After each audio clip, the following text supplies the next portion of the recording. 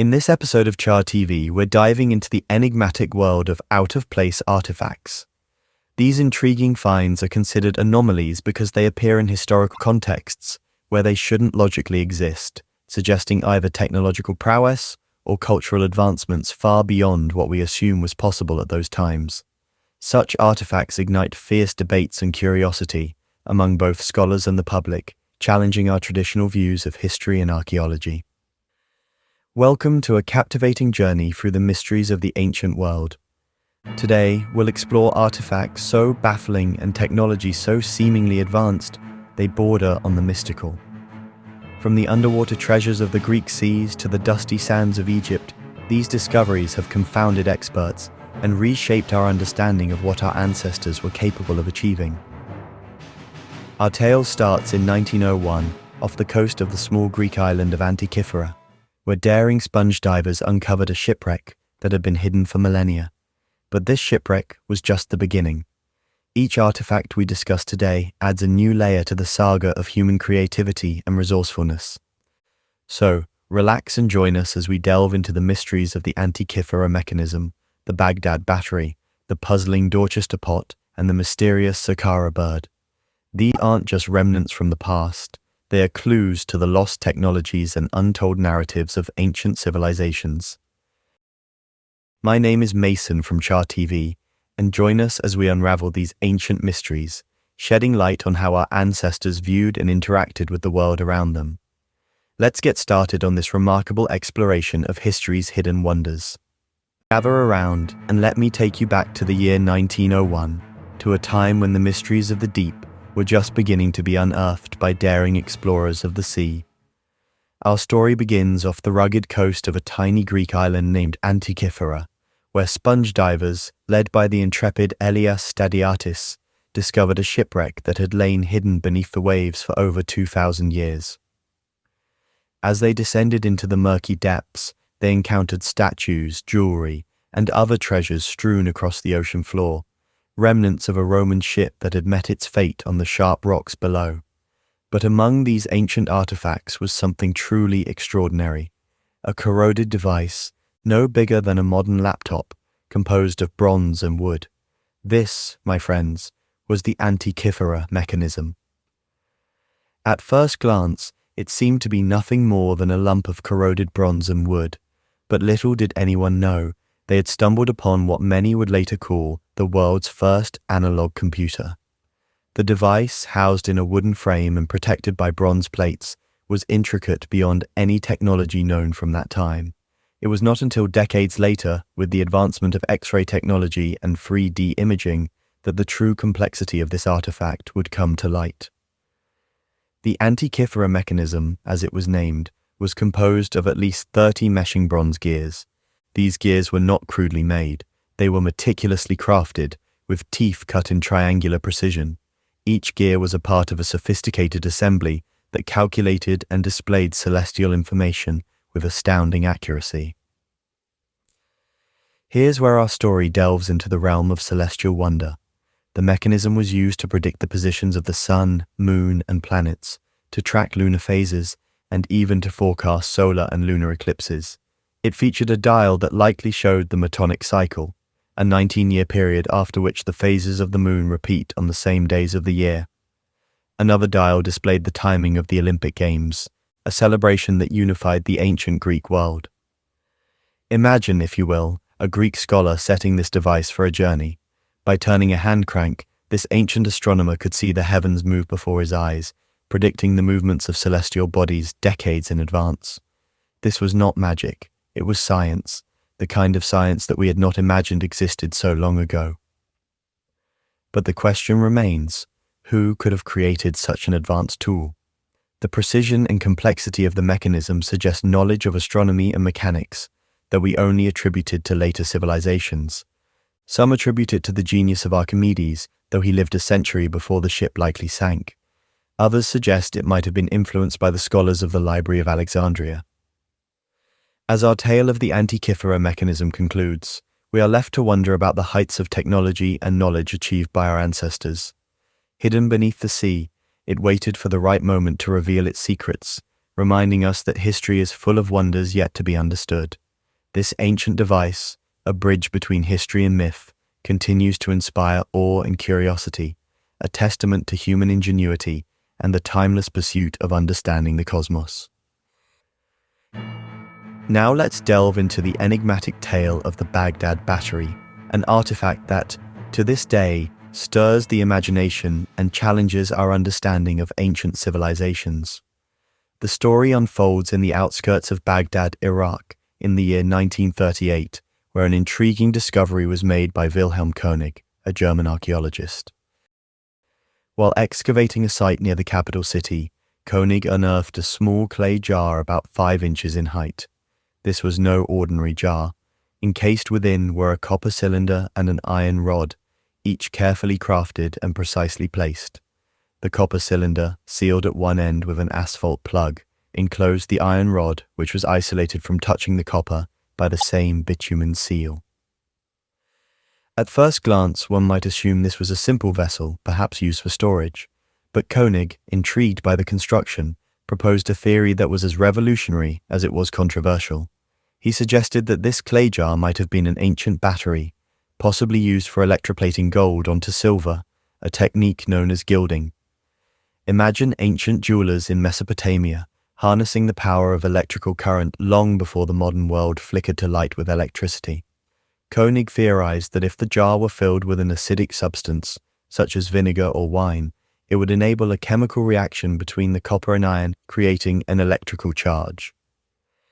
The implications of such a discovery were profound, suggesting that the ancient peoples of Mesopotamia might have had knowledge of electricity far earlier than previously believed. The idea that a civilization from around 250 BC to AD 224 could have understood and utilized electrical power challenged the linear narrative of technological progress that historians and archaeologists had long adhered to. Yet, not all were convinced by Koenig's hypothesis.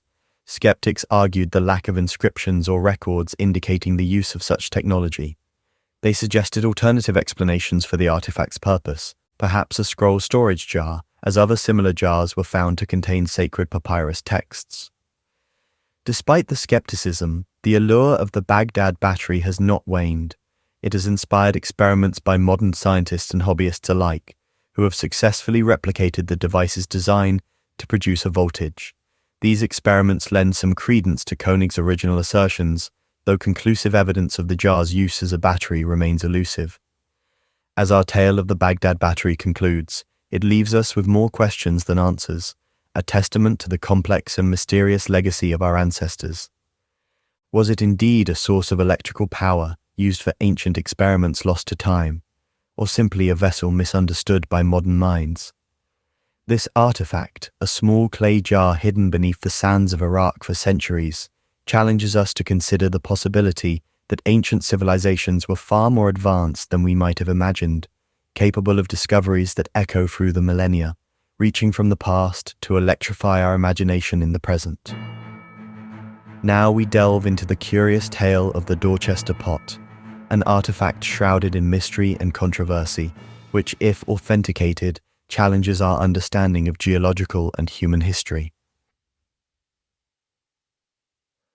The story begins in the mid-19th century in 1852, when workers in Dorchester, Massachusetts, were blasting through solid rock to make way for new road construction. To their astonishment, amidst the rubble of Roxbury conglomerate, a material dated to be about 590 million years old, an object that seemed utterly out of place was uncovered. It was a metallic, bell-shaped vessel, exquisitely detailed and about 4.5 inches in height. The Dorchester Pot, as it came to be known, was described as being made from a zinc and silver alloy, and it was adorned with an intricate vine, flower, and reef design that seemed to defy the crude artistic capabilities associated with the prehistoric time it should have belonged to. The mystery deepened with the realization that the pot's composition and craftsmanship were far more advanced than what would be expected from any known civilization inhabiting the area at that time, or indeed any pre-human era. How could a man-made object be embedded in rock 500 million years old? Was there an ancient, advanced civilization long before humans were thought to have appeared? Or was the pot a hoax, planted as part of some elaborate forgery or misunderstanding. Skeptics and supporters of the artifact drew battle lines. Some pointed to the possibility of a hoax, suggesting that at best the pot was a misplaced item from a more recent era, perhaps buried in the rock by an unknown prankster. Critics argued that no verifiable documentation from the time of discovery exists, only second-hand reports that emerged years later, which casts doubt on the authenticity of the account. Yet, the allure of the Dorchester pot persists. It has been cited in discussions about out-of-place artifacts and used as evidence by proponents of ancient advanced civilizations and even those who believe in ancient alien theories. Despite the lack of conclusive proof to authenticate the pot's origin or veracity, the story invites us to consider the possibilities of histories not yet written and the limits of our understanding of the past. As our tale of the Dorchester pot concludes, it remains a relic of the unknown, a provocative piece in the puzzle of human history that challenges us to keep questioning, exploring, and imagining what might have been. Whether a true anomalous artifact or a mere historical footnote, the Dorchester pot encapsulates our enduring fascination with the mysteries that history has yet to fully reveal. Now we finish with the story of the Saqqara bird, an artifact that whispers tales of ancient ingenuity and perhaps the dream of flight, long before the Wright brothers ever took to the skies. Our tale takes us to Egypt, to the vast, sandy expanse of the Saqqara necropolis, where, in 1898, something extraordinary was uncovered in the tomb of Padi Imen. This artifact, not more than 7 inches in length, fashioned from sycamore wood and shaped strikingly like a bird, was initially thought to be a mere toy or a ceremonial object linked to the ancient Egyptian soul's journey to the heavens. However, a closer look and subsequent studies suggest there might be more to the story of the Saqqara bird. The bird is not just any representation, it's unique. It possesses characteristics not commonly seen in the thousands of avian representations found throughout Egypt. Its vertical tail fin, unlike the horizontal tails typical of Egyptian bird models, bears a striking resemblance to modern fixed-wing aircraft. This peculiarity sparked the imaginations of historians and technologists alike.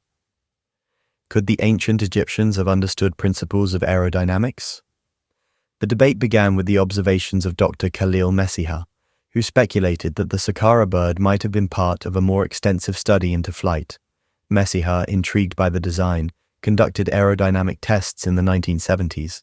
To his amazement, replicas of the Saqqara bird exhibited stable flight when fitted with a horizontal tailplane, suggesting that it could have served as a scale model of a glider. However, the scholarly community remains divided. Many Egyptologists and archaeologists see the bird simply as a stylized representation of a falcon, specifically linked to the falcon god Horus, symbolizing power and the divine kingship. They argue that the bird's artistic form is consistent with Egyptian religious and cultural symbolism, rather than evidence of an attempt at understanding flight. Despite these differing views, the Saqqara bird continues to captivate and inspire. It resides now in the Egyptian Museum in Cairo, a testament to the sophistication and mystery of ancient Egyptian craftsmanship and thought. Whether it was a toy, a religious icon, or a glimpse into early flight experiments, the Saqqara bird challenges us to consider the breadth of ancient knowledge and technological exploration. As our tale of the Saqqara bird concludes, it leaves us pondering the limits of ancient innovation. Did the Egyptians toy with the idea of flight, or was this simply a convergence of artistic expression and religious symbolism?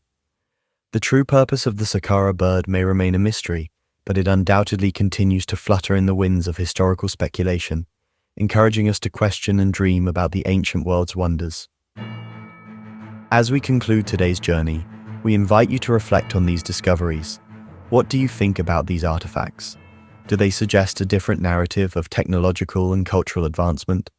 Could there be other lost technologies waiting to be rediscovered? Share your thoughts, theories, and insights in the comments below. We value your curiosity and your perspectives as we continue to explore the unknown and uncover the hidden stories of our past. Don't forget to subscribe and hit the notification bell so you won't miss out on our next adventure into history's mysteries here on Char TV. Until next time, keep pondering the past and questioning the accepted. Farewell for now.